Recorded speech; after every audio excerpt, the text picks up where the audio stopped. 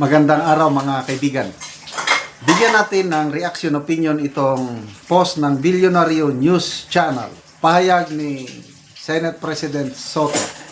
I prepare to be annoying. Grabe, no? Mas gusto ko maging nakakainis. Iinisin ko kayo. So, naiinis na ba tayo kay SP Soto? Yun ang gusto niya eh. I prepare to be annoying. Sabi niya, just in. Senate President Tito Soto responded to the Chinese embassy's statement defending its public remarks, saying, when someone triggers you to react and you do not, it's annoying. I prepare to be annoying. And hindi ako believe dito. Yung sabi niya na hindi mag-respond.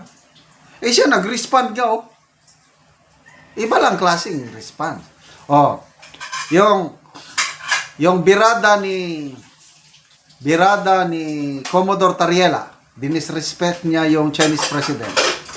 Di nag-react ang Chinese embassy. O kung tumahimik lang ang mga senador, di hindi sana lumala ang sitwasyon. Eh, nag-react man sila. Kaya lumala. Oh, sabihin niya, you do not. Hindi ka daw mag-respond, hindi ka daw maging mag-trigger. Eh, wala ito. The embassy earlier pushed back against Soto's criticism, saying it will not stay silent against what it called baseless attacks and insisted it has the right to respond under diplomatic convention. Kasi, pabayaan na lang natin kay Tariela, no? Gas-gas na issue na yon. Noong, kailan ba yun?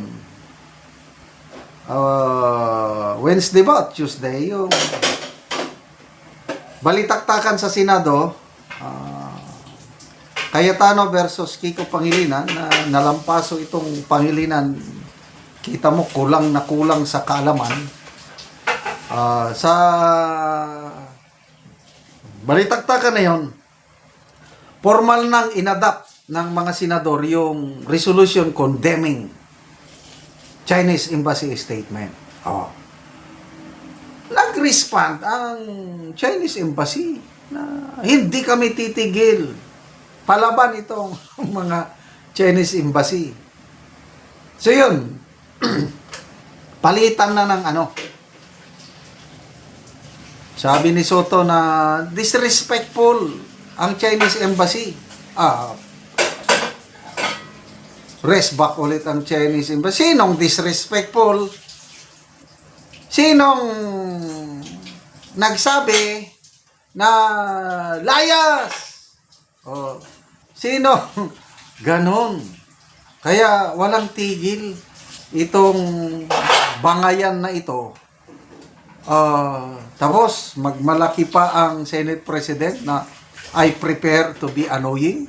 Parang maligaya pa siya sa kanyang ginagawa. Ito, basahin ko lang ito caption. Senate President Tito Soto responded to the Chinese embassy statement defending its public So, I prepare to be annoying. Tingnan natin yung respond,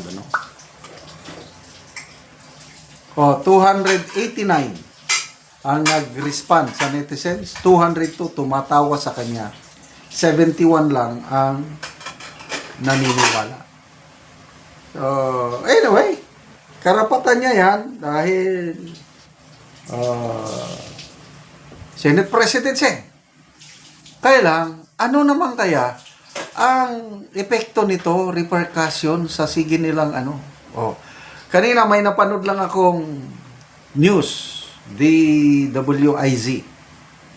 Nagsalita ang presidente ng Philippine Exporters Association, yung mga nagdadala ng mga fruits, especially bananas sa China. Yung mga nakikipagnegosyo sa China. Sabi ni Mr. Sergio Luis Ortiz, halos wala na daw Chinese investors na pumupunta sa Pilipinas, nakikipag-usap sa Philippine Chamber of Commerce and Industry para maghanap ng opportunity na magnegosyo. Wala na. Bakit? Dahil yung style ni Tariela, style ng mga senador na, ayun, annoying. Inaanoy nila ang Chinese officials. So, anong resulta? Ayun. Siguro, maligaya ang mga senador na wala nang mga Chinese investors na pumapasok. Sinabi ng si Mr. Sergio Luis Ortiz na yung export natin ng banana sa China naapektuhan na. Naunahan na tayo ng Vietnam. Dati tayo ang number 1 exporter ng banana sa China, hindi na ngayon. Vietnam na. Tapos, itong lately sinabi ng mga negosyante na maraming mga saging natin nasisira. Export. Bakit? Tinaasan ng Chinese government yung standard nila, quarantine. May nire-reject. Dahil nire-reject, nabubulok. Hindi katulad, panahon ni Tatay Digong natin, ang dami nating exports na banana, durian at iba pa, pineapple. Alam ko yan dahil nagtrabaho ako sa multinational company na nag-export ng saging sa China. Ang sarap ng makipagnegosyo sa China noon dahil maganda yung relasyon, diskarte ba? Wala mang nawala na teritoryo natin sa West Philippines, panahon ni Tatay Digong. Mautak lang ang ating tatay. Ngayon, matapang. Matapang ang presidente. Let's be prepared to go to war in case China invades Taiwan. Grabe, oy. The Philippines is ready to fight any aggressor. Siguro China. For 1 month or 28 days before the Americans will come and help us. Nakakatawa. Ano ba itong presidente natin? Nakasubok na ba ng giyera? Kala nila makakatagal sila ng 1 linggong giyera with China. So tapos ito, giyera sa salita, patot sa dahan, pataasan ng ihi.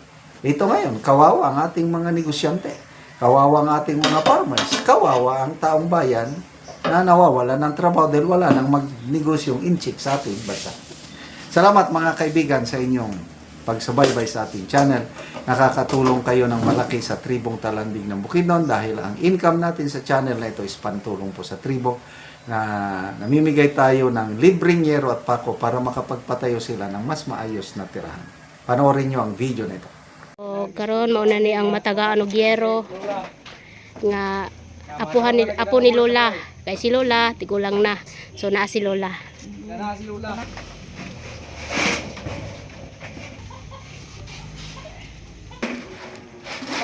So nagtinabanga sila sa balay ni Lola, so nagpatindog si Lola sa iyang balay, iyang abuhan.